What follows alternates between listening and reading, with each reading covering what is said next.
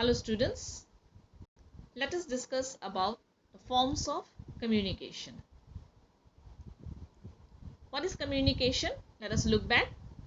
Communication is the act of sending information or ideas via speech, visuals, writing or any other such method.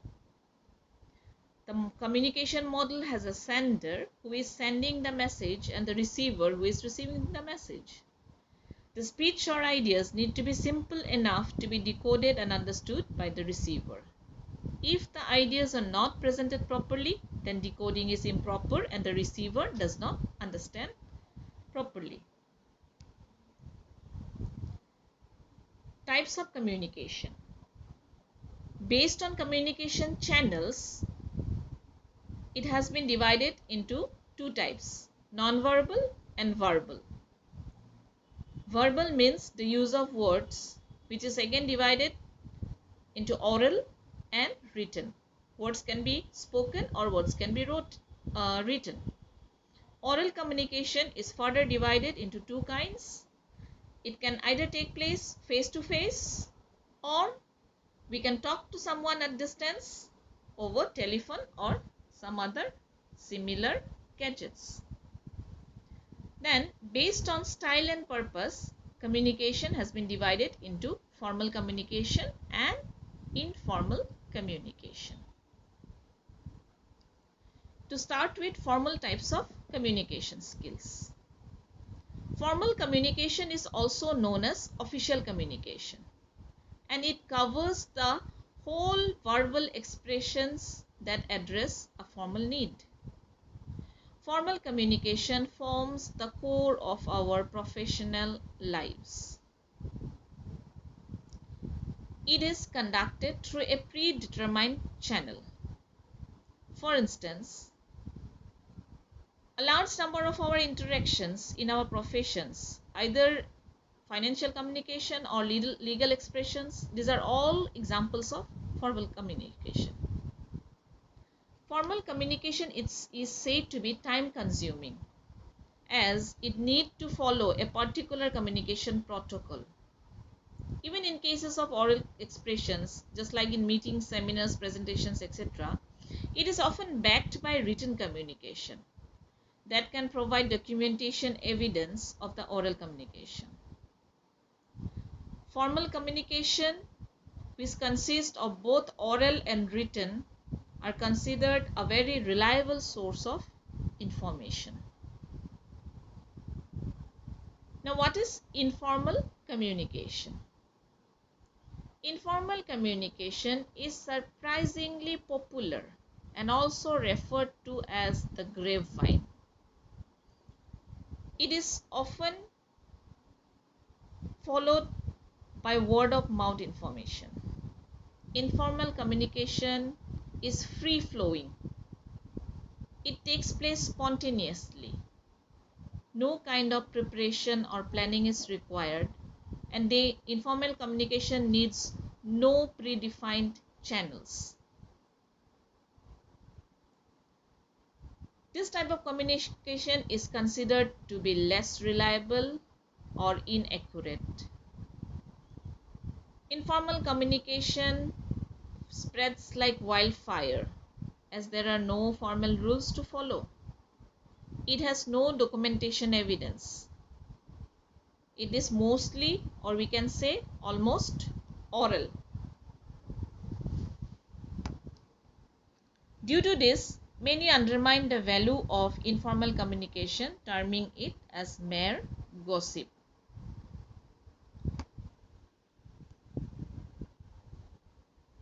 Coming to the verbal communication, I have already said that it involves the use of language and words for passing the intended message. In general terms, verbal communication means communication in the form of spoken words only.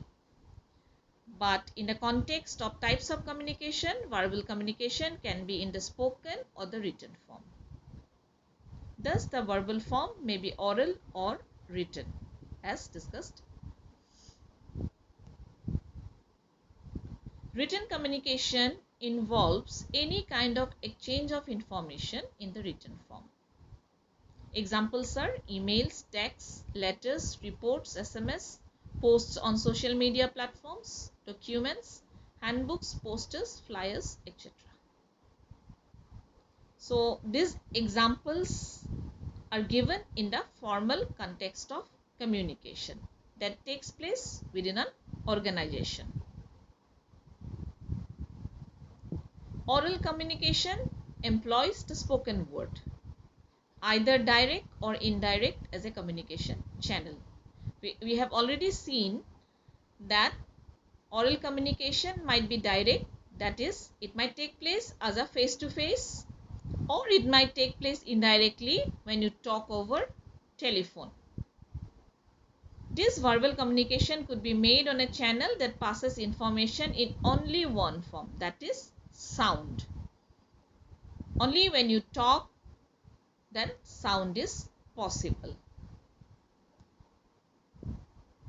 Now moving to non-verbal communication. Non-verbal, that means no words. Verbal means the use of language and words. Non-verbal means no use of language and words. Messages are relayed without the transmission of words. So we can understand that communication here are wordless messages. Sometimes this form of communication also aids verbal communication. It supplements the verbal communication with gestures, body language, symbols and expressions. We often say that when we listen to somebody speaking, we should pay attention to his behavior, to the total behavior, the body language, the gestures, the eye contact, the dress, appearance, everything. Then only we can understand or take out the real meaning of the message. Through this, through the non-verbal communication modes, one may communicate one mood or opinion, or even show a reaction to the messages that are relaying. One's non-verbal actions often set the tone for the dialogue. Some of the modes of non-verbal communication. The first one is physical non-verbal communication. What are included? Your gestures, your posture, how you sit, how you stand, arms are crossed or not, then how you move your hands and feet. All these are physical non-verbal communication. Next is paralanguage. Paralanguage is all the aspects of speech other than the actual words. It includes the tone of your voice, the loudness or the soberness, the pitch. All these things also add to the meaning of the spoken words. Then comes the aesthetic communication. Communication by means of aesthetic forms of expression is used to influence cultural and social development. Knowledge of aesthetic communication enhances the ability to understand and interpret messages conveyed in cultural life, the media, and between people.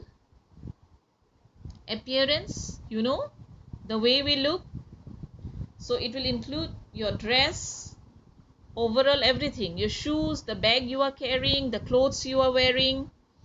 So appearance also aids in conveying messages.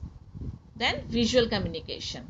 Communication without words, but where you can see and find out the meaning. Examples are signboards. So that's all for today. I guess you have understood the different forms of communication. Thank you.